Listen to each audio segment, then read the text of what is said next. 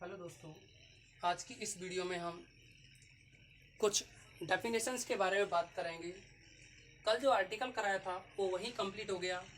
देखिए, हम आर्टिकल के बारे में कुछ और नॉलेज देते हैं आप लोगों को, यानी थोड़ा सा और रिवाइज कर देते हैं। कल हमने क्या है कि बात की थी पिछली वीडियो में कि अगर कोई कण किसी बिंदु ए से एक निश्चित बिंदु ओ की ओर गति करते हुए आ रहा है तो इसका ओ पर कुछ वेग रह जाता है।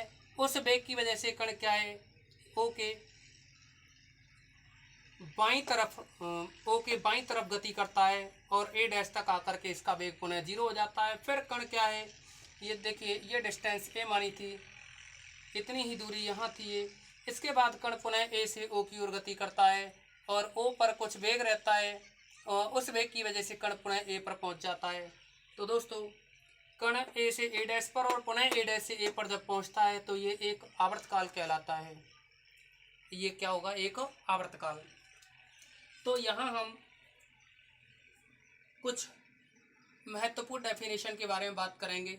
आवर्तकाल के साथ ही यहाँ जो ओ ए दूरी होती है, ये जो ओ ए दूरी होती है तो उसमें ओ ए दूरी जो कि हम ए लेके चलते हैं, यह दूरी ए ही इसका आयाम कहलाती है। तो देखिए, सबसे पहले हम जो महत्वपूर्ण परिभाषाएं हैं उनमें आयाम के बारे में पढ़ेंगे। तो आयाम की जो डेफिनेशन रहेगी, किसी भी भ्रामावस्था की बल केंद्र से दूरी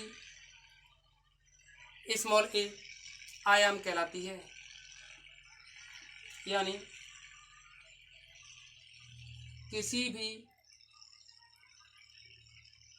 भ्रामावस्था से या किसी भी भ्रामावस्था की बल केंद्र से दूरी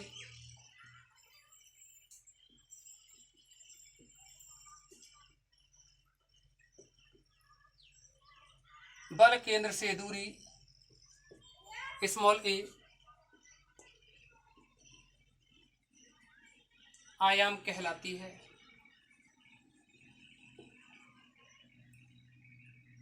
एम्पलीट्यूड की बात कर रहे हैं, यानी यहाँ जो ए है ये क्या है, आयाम है। इसी के साथ हम सरल आवर्त गति का आवर्तकाल है, इसके बारे में बात करें। आवर्तकाल के बारे में बात करें तो देखिए, जो आवर्तकाल है उसके बारे में हम बताएं। अभी आपको बता चुके थे कि ए पॉइंट से पुनः ए डैश पर, ए पॉइंट से जो कण है गति करना प्रारंभ करता है, इसके बाद ए डैश पर पहुंचता है, ए डैश पर पहुंचने के बाद फिर ए पे पहुंच जाए, तो ये इसका एक आवर्तकाल कहलाता है।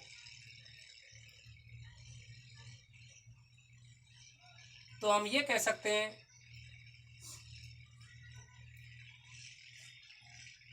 किसी निश्चित समय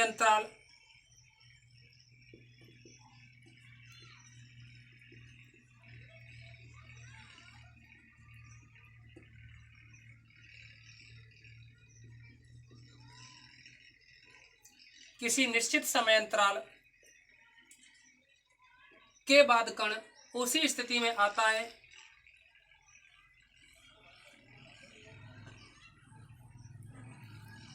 के बाद कण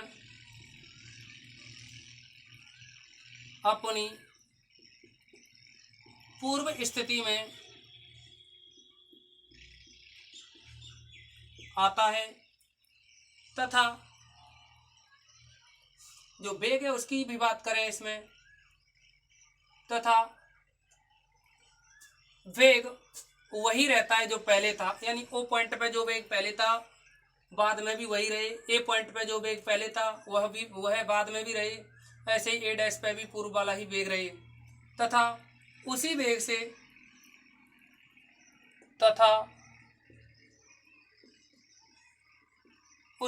से एक ही दिशा में गतिमान है।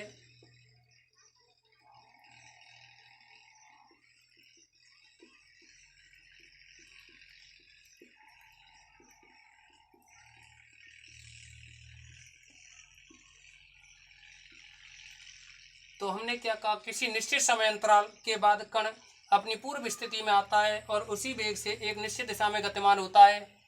तो वह समय अंतराल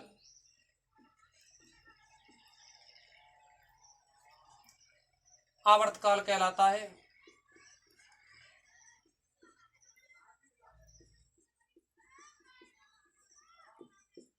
देखिए, हम दो स्थिति के बारे में पढ़ चुके थे पिछली वीडियो में कि एक बार तो कण ए से ओ की ओर आ रहा है और एक बार ओ से ए की ओर जा रहा है।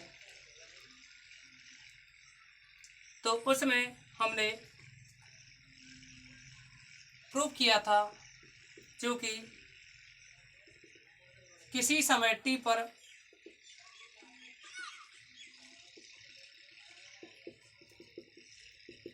x equal to a sine root mu t, आपको बताया था।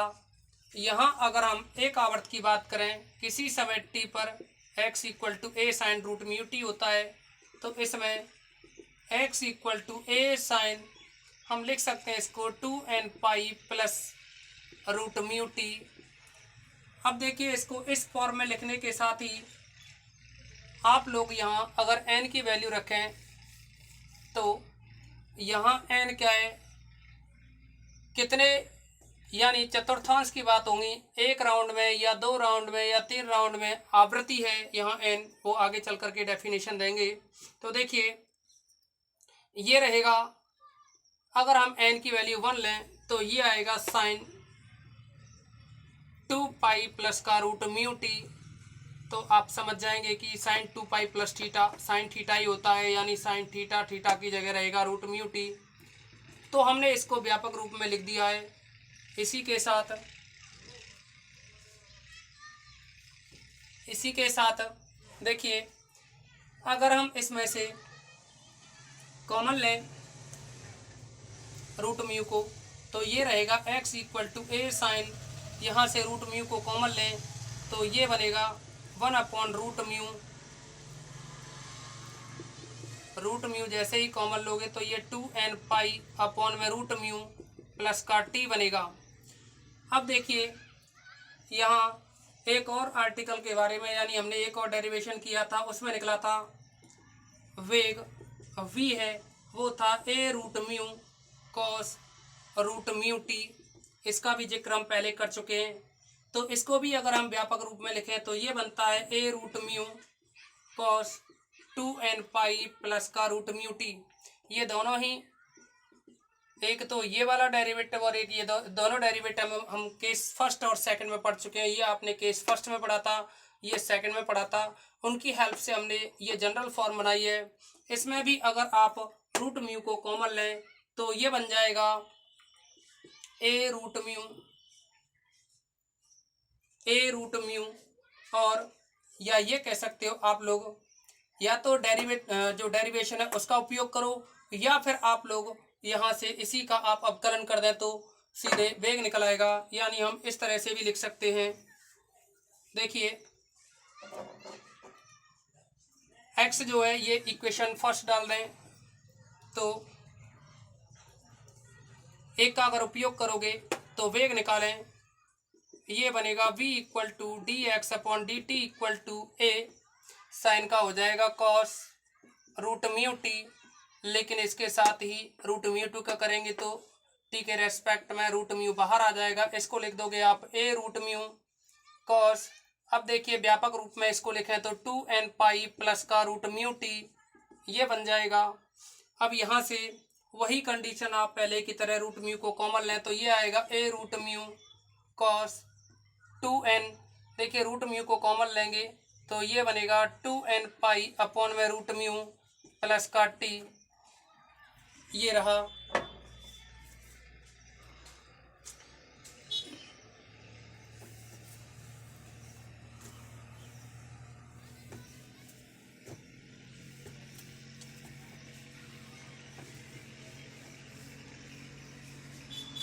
देखिए, यहाँ आप लोगों को इस आर्टिकल को करने की ज़रूरत नहीं है। यहाँ से एक मेन रिजल्ट निकालेंगे बस, जो आवर्तकाल निकालते हो 2 पाई अपॉन रूट म्यू, जो फिजिक्स में पढ़ते हैं आप लोग, हम उसके बारे में बात कर रहे हैं। तो देखिए,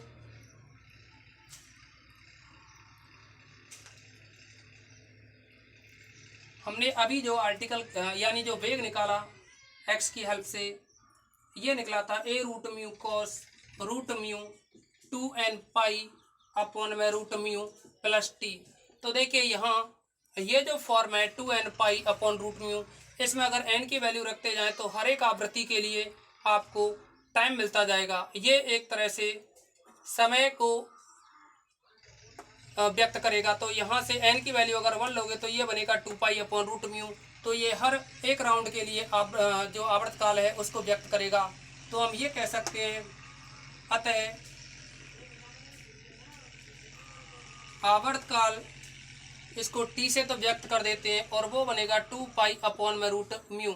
ये जो सरल आवर्त गति है उसके लिए आवर्तकाल रहेगा। अभी आगे चल करके हम चैप्टर जो आएगा थर्ड उसमें हम पढ़ेंगे ऊर्ध्वाधर गति। तो उस ऊर्ध्वाधर गति में फिर आवर्तकाल थोड़ा चेंज होता रहेगा। तो देखिए आवर्तकाल तो ये बन गया t equal to 2 upon root mu. इसी के साथ में अगर हम आवृत्ति की बात करें, तीसरी डेफिनेशन है आवृत्ति। तो ये जो आवृत्ति है इसको हम n से व्यक्त करते हैं फ्रीक्वेंसी को। तो देखो आवृत्ति सिंपल भाषा में आप लोग पढ़ चुके होते हैं पहले फिजिक्स में। जैसा कि हम बता रहे हैं कि ये पूरा फिजिक्स का टॉपिक है, तो आवृत्ति के बारे में आप लोग जानते हैं कि आवृत्ति n इक्वल टू होता है 1 अपॉन आवर्तकाल। यानी आवृत्ति जो होती है वह आवर्तकाल का व्युत्क्रम होती है। तो हम ये कह सकते हैं आवृत्ति की डेफिनेशन के बारे में कि एकांक समय में पूर्ण दोलनों की संख्या गति की आवृत्ति कहलाती है। एकांक समय में पूर्ण दोलनों की संख्या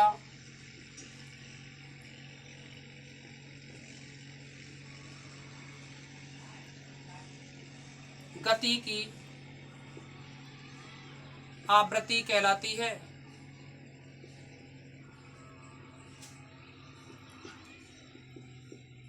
और इसे n से व्यक्त करते हैं।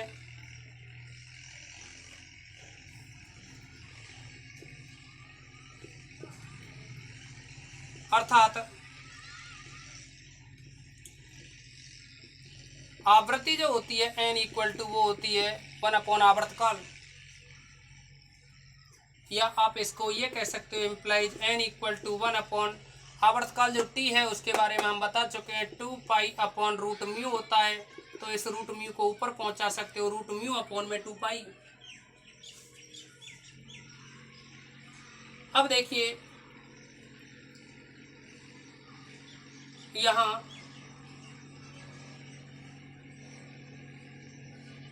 एक कला कोण और होता है, इसे आदि कोण कह दो या कला कोण कह दो या कोणांक कह दो। इसके बारे में और बात करें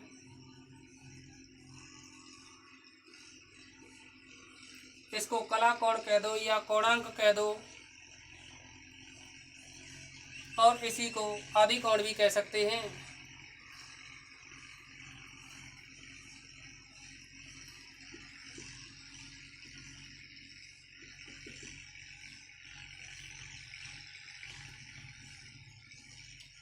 तो देखिए दोस्तों, हमने कण की गति का जो समीकरण था उसके बारे में बात की थी, जो कि कण की गति का समीकरण ये था d2x upon dt² equal to minus का म्यू x। इसके बारे में हम पहले भी बात कर चुके हैं। अब इसका जो व्यापक समीकरण निकलता है, व्यापक रूप, अभी अभी हमने इसको लिखा था ना, तो ये जो व्यापक रूप बनता है रूट म्यू इसके साथ था, रूट म्यू से मल्टीप्लाई करें तो रूट म्यू टी बना, और इसको 2n को आप कोई कांस्टेंट मान सकते हो। तो इसका जो व्यापक समीकरण होगा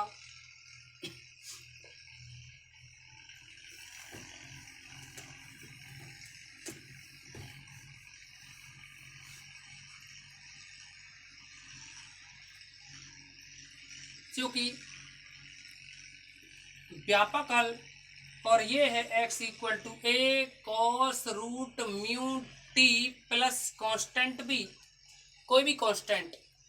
देखिए बताएं आप लोगों को, x equal to a root mu cos, और ये निकला था 2n plus root mu t, ये बना था। ये हमारे लिए अभी अभी हमने थोड़ी देर पहले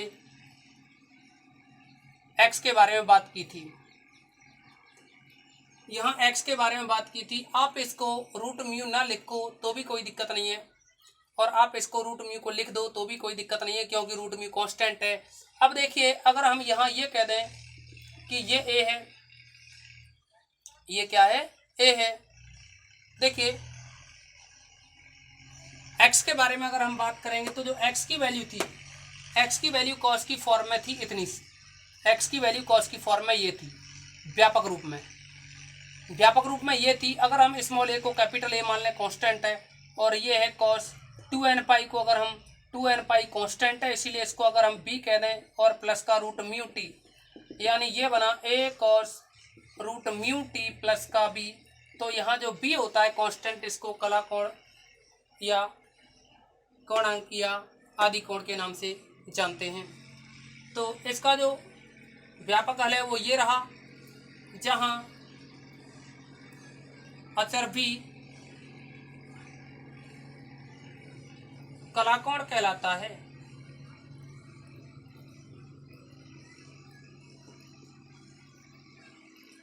तो दोस्तों, उम्मीद करते हैं जो भी आप लोगों को समझाया होगा अच्छी तरह समझ में आया होगा। इस आज की वीडियो में हम इतना ही रखेंगे। नेक्स्ट वीडियो अगले दिन अपलोड की जाएगी आप लोगों को।